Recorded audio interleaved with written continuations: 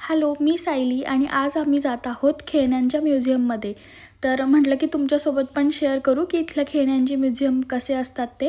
तर इथे जवळपास सगळी खेळणी जी आहेत, तर ही आता जी दिसतात ही नवीन खेळणी आहेत. ॲक्टिव्हिटी सेंटर याला म्हणू शकतो.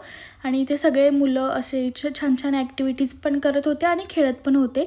इरानेही छान खेळली इरा पण.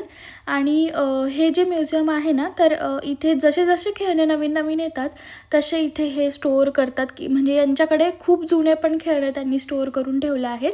जशा की ह्या डॉल्स असतील, ज्या ज्या डॉल्स यांच्याकडे नवीन नवीन मार्केटमध्ये आल्या आहेत त्या सगळ्या डॉल्स ची एक एक कॉपी ते इथे स्टोअर करून ठेवतात. आणि हे डॉल्सचे खेळणेसुद्धा होते, म्हणजे लहान बाळांचे खेळणे, डिनर सेट, किचन सेट वगैरे. आणि सगळ्या प्रकारच्या डॉल्स होतात, म्हणजे डान्स करणाऱ्या डॉल, बोलणाऱ्या डॉल सगळ्या होत्या. इराला ते बघून खूप छान वाटत होतं.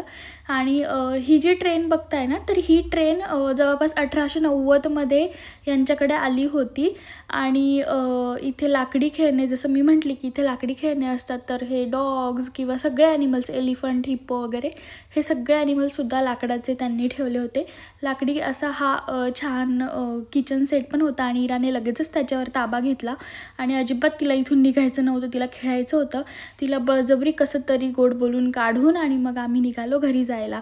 तर हा व्हिडिओ तुम्हाला कसा वाटला हे मला नक्की कमेंट करून सांगा.